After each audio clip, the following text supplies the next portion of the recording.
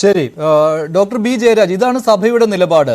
ഇവിടെ എവിടെയാണ് സംഘപരിവാറിന്റെ ചതിയിൽ സഭ വീണിട്ടുള്ളത്? ഇന്ന് മുഖ്യമന്ത്രി അങ്ങനെ ഒരു മുന്നറിയിപ്പ് നൽകുകയാണല്ലോ. ഇത് മുസ്ലിം മതവിഭാഗത്തെ മാത്രമല്ല സംഘപരിവാർ ലക്ഷ്യമിടുന്നത്, ക്രൈസ്തവ മതവിഭാഗത്തെയും ലക്ഷ്യമിടുന്നുണ്ട്. അതുകൊണ്ട് ആ ചതിയിൽ വീഴരുത് എന്ന് സഭയ്ക്ക് മുഖ്യമന്ത്രി മുന്നറിയിപ്പ് നൽകുവാൻ കാരണം ഇടുക്കി രൂപതയിലും താമരശ്ശേരി രൂപതയിലും കേരള സ്റ്റോറി പ്രദർശിപ്പിച്ചതാണ്.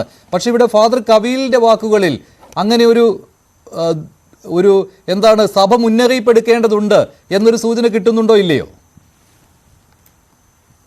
ഇതിനകത്ത് ആദ്യമേ ഈ പറയുന്നത് പോലെ കുറച്ച് നാളുകൾക്ക് മുമ്പ് വളരെ വിവാദമായ ഒരു സംഭവമാണ്. നേരത്തെ പറഞ്ഞ ഇപ്പൊ പ്രണയച്ചതി എന്നൊക്കെ നമ്മൾ സംസാരിക്കുന്നുണ്ടെങ്കിലും മുമ്പ് പറഞ്ഞുകൊണ്ടിരുന്നത് ലവ് ജിഹാദ് എന്നും നാർക്കോട്ടിക് ജിഹാദ് എന്നും എന്ത് പേരിന്റെ അവസാനം ഒരു ജിഹാദ് ചേർച്ചയായിരുന്നു പറഞ്ഞുകൊണ്ടിരുന്നത്. അതിനു മുമ്പ് ചില കാര്യങ്ങളും കൂടെ എനിക്ക് വ്യക്തമാക്കാനുണ്ട്. ഒന്ന്, ഞാൻ പഠിച്ചത് ക്രിസ്ത്യൻ മാനേജ്മെന്റ് ഒരു സ്കൂളിലാണ്, സെയിന്റ് അലോഷ്യസ് ഹൈസ്കൂൾ കൊല്ലത്ത്. അതിനുശേഷം ഞാൻ ഡിഗ്രി കംപ്ലീറ്റ് ചെയ്തത് ഫാത്തിമ മാത നാഷണൽ കോളേജിൽ നിന്നാണ്, കൊല്ലത്തു നിന്ന് തന്നെ.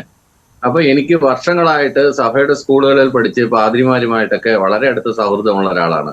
ഒരിക്കൽ പോലും എന്നെ ഇന്ന മതത്തിൽപ്പെട്ട ആളാണ് അല്ലെ ഇന്ന ജാതിയിൽപ്പെട്ട ആളാണെന്ന് പറഞ്ഞിട്ട് ഒരു വിവേചനവും എന്റെ പഠനകാലത്ത് ഒരിക്കലും എനിക്ക് ഉണ്ടായിട്ടില്ല.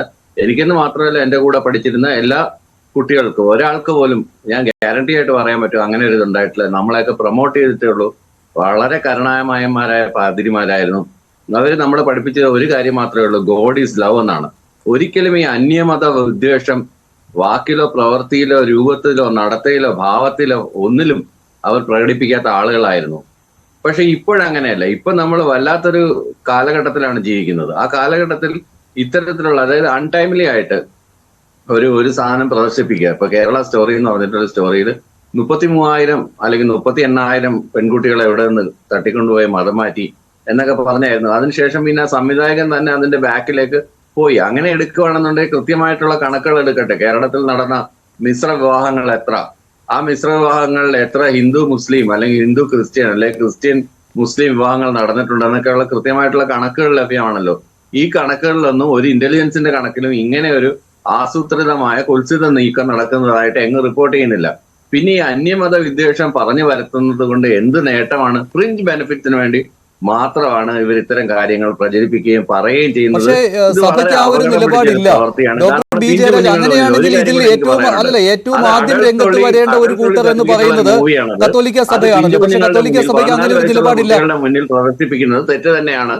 ആര് കാണിച്ചാലും അത് കാണിക്കാൻ കത്തോലിക്ക സഭയ്ക്ക് താങ്കൾ പറയുന്ന ഈ നിലപാടില്ല. ഫാദർ കവീൽ ഇവിടെ വ്യക്തമാക്കിയല്ലോ, ആ സിനിമയിലെ പ്രതിപാദ്യം എന്താണോ അതിനെക്കുറിച്ച് നല്ല ബോധ്യമുള്ളവരാണ് സഭാ നേതൃത്വത്തിലുള്ളത്. സഭാ നേതൃത്വത്തിൽ നിന്ന് ഒരു വിലക്കും ഈ സിനിമ കാണരുത് എന്ന് പറഞ്ഞുകൊണ്ട് വന്നിട്ടില്ല. അതിന് കാരണം ഞങ്ങൾ അനുഭവസ്ഥരാണ് എന്ന കാര്യമാണ് ഇവർ പറയുന്നത്. അനുഭവസ്ഥരാണെങ്കിൽ ഇവിടെ അതിന് സ്റ്റാറ്റിസ്റ്റിക്സ് വേണ്ടേ? ചുമ്മാ ഞാൻ അനുഭവസ്ഥരാണ്, എന്റെ വ്യക്തിപരമായ അനുഭവം അല്ലെ എന്റെ ഗ്രാമപ്രദേശത്തെ അനുഭവം കൊണ്ട് എനിക്ക് മൊത്തത്തിൽ കേരളത്തിൽ അങ്ങനെയാണ് സംഭവിക്കുന്നതെന്ന് പറയാൻ പറ്റുമോ? അല്ലെങ്കിൽ ഇത്ര ശതമാനം കേസുകൾ കൂടുതലാണെന്ന് പറയാൻ പറ്റുമോ? ഒരു ജില്ലയിൽ നമുക്ക് എല്ലാ പോലീസ് റിപ്പോർട്ടുണ്ടല്ലോ, ഒന്നും അൺറിക്കോർഡഡ് ആയിട്ട് പോകുന്നില്ലല്ലോ. ഇവിടെ കൃത്യമായ പോലീസ് സ്റ്റേഷനുകളും കേസുകൾ രേഖപ്പെടുത്തുകയൊക്കെ ചെയ്യുന്നുണ്ടല്ലോ. കുട്ടികളെ കാണാതായാൽ അല്ലെങ്കിൽ ഇതുപോലുള്ള വിവാഹങ്ങളിൽ ആരെങ്കിലും പരാതിപ്പെട്ടാൽ അല്ലെങ്കിൽ ഇവിടെ നിന്ന് തട്ടിക്കൊണ്ടുപോയി മതം മാറ്റി വേറെ ഏതെങ്കിലും രാജ്യങ്ങളിൽ കൊണ്ടുപോയിട്ടുണ്ടെങ്കിൽ അതിന്റെ എല്ലാം കൃത്യമായ കണക്കുകൾ നമുക്ക് ലഭ്യമല്ലേ. പിന്നെ ഇല്ലാത്ത ഒരു സാധനം ഊതിപ്പെരിപ്പിച്ച് ചിലപ്പോൾ 1-2 കേസുകൾ ഉണ്ടായിരിക്കാം, അല്ലെങ്കിൽ വളരെ അപൂർവമായിട്ട് എന്തെങ്കിലും ഒരു സംഭവം അങ്ങനെ ഉണ്ടായിരിക്കാം. അതിനെ വെച്ചിട്ട് എല്ലാ ആളുകളെയും ഇതുപോലെയാണ് എന്ന് ടാർണിഷ് ചെയ്യുന്നത്, അങ്ങനെ താറടിച്ച് കാണിക്കുന്നത് ഒരു ശരിയായ നടപടി അല്ല. അത് അന്യമത വിദ്വേഷ പ്രചരണം തന്നെയാണ്. അത് മാത്രമല്ല, ഇത് അഡൾട്ട്സ് ഓൺലി ആയിട്ടുള്ള ഒരു മൂവിയാണ്. എന്തിനാണ് അണ്ടർ 14 അല്ലെങ്കിൽ 15 ഇയേഴ്സ് ഉള്ള കുട്ടികളെ അത് പ്രദർശിപ്പിക്കാൻ പോയത്? വേറെ എത്രയോ സിനിമകളുണ്ട്. അവർക്ക് പ്രണയത്തിന്റെ ചതികളെ കുറിച്ച് മനസ്സിലാക്കി കൊടുക്കണമെങ്കിൽ വേറെ എത്രയോ സിനിമകളുണ്ട്. Y Kerala story? എന്തിനാണ് അത് ചൂസ് ചെയ്തത്? അത്